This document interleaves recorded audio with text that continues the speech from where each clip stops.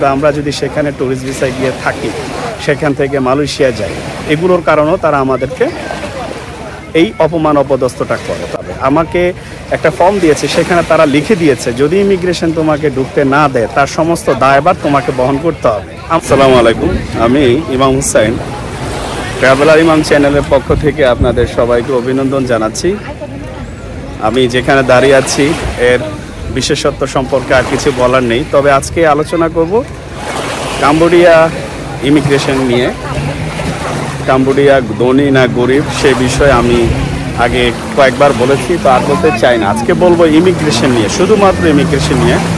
কোনো বাংলাদেশি ভাই যারা আমাকে দেখেন, কাম্বোডিয়া যে দেশটি আছে এই দেশটিতে কেউই যাবেন না, কারণ এই দেশটি আমাদেরকে যে পরিমাণ হয়রানি বা যে পরিমাণ অপমান তারা করে, পৃথিবীতে আপনি কি করেন বা কি খেয়ে বেঁচে আছেন সেটি বড় দেখার বিষয় না। আত্মসম্মান নিয়ে বেঁচে আছেন, এটি হচ্ছে যে বিশাল একটি ভাগ্যের ব্যাপার।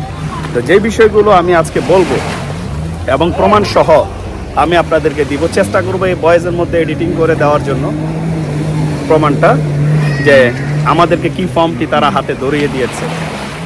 কারণ আমাদের বাংলাদেশে অনেক রথী মহারথী, পৃথিবীতে যত বিশেষজ্ঞ আছে তার মধ্যে মেজরিটি পার্সেন্ট বিশেষজ্ঞের বসবাস বাংলাদেশে, সেই জন্য আপনাদের প্রমাণ সহ দিব। আমাদেরকে যখন আমরা থাইল্যান্ড থেকে কাম্বোডিয়া যাব, তা আসার পরে যিনি ট্রাফিক ইন্সপেক্টর, মূলত ট্রাফিক ইন্সপেক্টর বলা হয় তাদেরকে যারা বিভিন্ন এয়ারলাইন্সের যারা বোর্ডিং পাস প্রোভাইড করেন বা সরবরাহ করেন তাদেরকে বলা হয়। তো যখন এতগুলো মানুষ দাঁড়িয়েছে, সবাইকে 10 সেকেন্ড সর্বোচ্চ 20-30 সেকেন্ডের মধ্যে বিদায় করে দিচ্ছে, পাসপোর্ট স্ক্যান করছে, দিয়ে দিচ্ছে বোর্ডিং পাস। কিন্তু আমাদের দেখে জিজ্ঞেস করলো যে হাউ মেনি পিপলস, আমি বললাম যে সব পাসপোর্টগুলো আমাদেরকে দাও। আমি তো জানি এই বিষয়টা, তখন আমি পাসপোর্টগুলো দিলাম। দেওয়ার পরে সে বলল তোমাদের রিটার্ন টিকিট দাও। রিটার্ন টিকিট দিলাম, যে আমরা কাম্বোডিয়া থেকে আবার ব্যাংককে আসবো, সে রিটার্ন টিকিট দিলাম। তারপর বললো হোটেল বুকিং দাও, কনফার্ম হোটেল বুকিং দাও। তা কনফার্ম হোটেল বুকিং দিলাম, তোমার যে return hotel confirm hotel booking আছে সেটি দাও। তো কনফার্ম হোটেল বুকিংটি দিলাম। দেওয়ার পরে বলতেছে তোমাদের কাছে কত ডলার আছে, সেটি দেখতে চাইনি, বলেছে এমনি মৌখিকভাবে বলেছে যে কত ডলার আছে। তা আমি বলেছি আমার কাছে ডলার আছে, আমার কাছে আছে $2200। বাকি যারা আমরা ছিলাম আমাদের সবার কাছে একে একে সবার কাছে ডলার ছিল। তো তারা সেই ডলারগুলো দেখতে চাইলো, বললো যে তোমরা সব ডলারগুলো দেখাও। আমরা সব ডলারগুলো দেখালাম। ডলার দেখানোর পরে বলতেছে যে তোমরা বসো। তা আমি জিজ্ঞেস করলাম কেন বসবো, কেন অপেক্ষা করবো, কোনো সমস্যা আছে? তো বললো না, তুমি বসো, আমরা সমস্ত ডকুমেন্টসগুলো যাচাই বাছাই করে তারপর তোমাদেরকে ডাকবো। এরপর ভদ্র মহিলা আমাদের কাছে আবার আসলেন। এসে তিনি আবার আমাকে বলছেন যে তোমাদের কাছে ডলারগুলো কত আছে সেগুলো আবার দেখাও।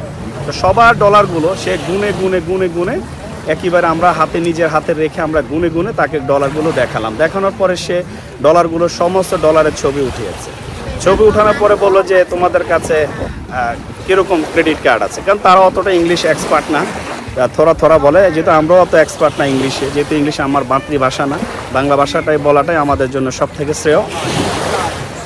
তো পরবর্তীতে সে আমাদেরকে বলতেছে তোমরা এক কাজ করো, ডলারগুলো সব একত্রিত করে দেখো কত ডলার হয়েছে। তাদেরকে বললাম। তো ডলারগুলো দেখার পরে তারা বললো ঠিক আছে। তারপর আমি জিজ্ঞেস করলাম তুমি এগুলো কেন উঠিয়েছো। সে আমাকে বলল যে তোমাদের এই সমস্ত ডকুমেন্টসগুলো এবং আমাদের থাইল্যান্ড থেকে ঢাকায় যে আমাদের রিটার্ন, যেহেতু আমরা 15 দিনের টোটাল ট্যুর, এই রিটার্নের টিকিট সহ তারা পাঠিয়েছে। পাঠানোর পরে বললো যে আমরা এগুলো ইমিগ্রেশনে পাঠিয়েছি, ইমিগ্রেশন থেকে যদি তারা আমাদেরকে ইয়েস বলে তাহলে তোমরা যেতে পারবে। বললো ইমিগ্রেশন থেকে তোমাদের এগুলো আসলে তারপরে তোমরা যেতে পারবে। যথারীতি প্রায় আধা ঘন্টা পর আমরা বসে আছি, তখন ভদ্রমহিলা আমার হাতে একটি পেপারস ধরিয়ে দিলেন। মূলত একটা পেপারসের মধ্যে 6 জনের নাম লিখেছে যারা বিভিন্ন ধরনের বাজে মন্তব্য করেন। আপনাদের উদ্দেশ্যে বলি, দেখুন মানব পাচার করেন ঠিক আছে, কিন্তু বিষয়টা যে আপনারা যে করেন যে এগুলো তো আমাদের ক্ষতি হচ্ছে বা বহির্বিশ্বে আমাদের মান সম্মান একেবারে তলানিতে চলে আসে। সেই জন্য আপনাদের বলি যে কিছু কাজ আপনারা যারা গালাগাল করেন তারাই করেন যারা সেখানে মানুষকে পাচার করে থাকে। সেই জন্য বলি, তারা বলে দেখো আমরা তো তোমাদেরকে যেতে দিতে চাই, কিন্তু তোমাদের মানুষ যারা আছে তাদের কারণে তারা সেখানে গিয়ে অবৈধভাবে কাজ করে বা জীবিকা নির্বাহ করে, সেই জন্য আমরা তাদেরকে যেতে দিতে পারি না।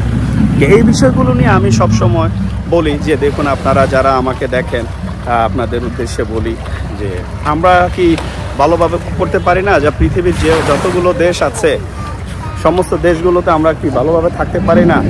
তো এই বিষয়গুলো তো আসলে কঠিন কিছু না, বা এগুলো একেবারে পারদর্শিতারও কিছু না। কারণ আমাদের যারা আমরা আছি, আমরা পৃথিবীর বিভিন্ন দেশে ঘুরতে যাই বা এই ট্যুরিস্ট ভিসাগুলো নিয়ে আমরা সেখানে কাজ করি। তো এইটার কারণেই কিন্তু আমাদেরকে তারা ভিসা দিতে চায় না। আর কাম্বোডিয়া ধনী না গরিব সে সম্পর্কে আমি যাব না। আপনারা যারা মহারথী আছেন, জ্ঞানী আছেন, আপনারা অবশ্যই বাক বিচার করবেন।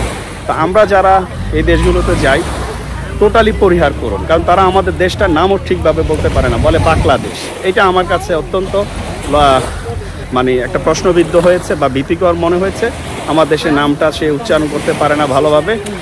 যারা যাবেন অবশ্যই এই দেশগুলো পরিহার করুন, প্রত্যাহার করুন। কারণ আমি কথাগুলো আসলে অনেক কথাই আমার মনে আছে, কিন্তু আমি গুছিয়ে বলতে পারছি না। সেই জন্য বলি, যারা আমাকে দেখেন অবশ্যই আপনাদের কাছে বিনীত অনুরোধ করে বলি যে দেখুন, আমরা পৃথিবীর যতগুলো দেশ আছে তারা সবাই আমাদেরকে ভিসা দেয় ট্রাভেল করার জন্য, ঘোরার জন্য, দেখার জন্য। কিন্তু আমরা যদি সেখানে ট্যুরিস্ট ভিসায় গিয়ে থাকি, সেখান থেকে মালয়েশিয়া যাই, এগুলোর কারণেও তারা আমাদেরকে এই অপমান অপদস্থটা করে। তো আপনাদের বলি, যারা আমাকে দেখেন, টোটালি আমাদের এই দেশটা পরিহার করতে হবে, আমাদের এই দেশে আর যাওয়া যাবে না এবং টোটালি এই দেশটা বাদ দিতে হবে। আমাকে একটা ফর্ম দিয়েছে, সেখানে তারা লিখে দিয়েছে যদি ইমিগ্রেশন তোমাকে ঢুকতে না দেয় তার সমস্ত দায়ভার তোমাকে বহন করতে হবে।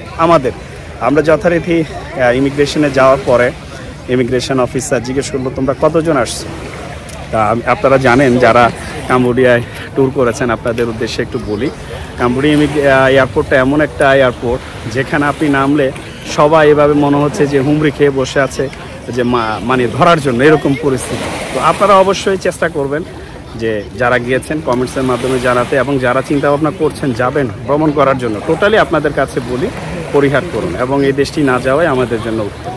আমি বিস্তারিত আপনাদেরকে, যে তারা আমাকে যে ফর্মটি দিয়েছে সে ফর্মটি আপনাদেরকে দেব। মানে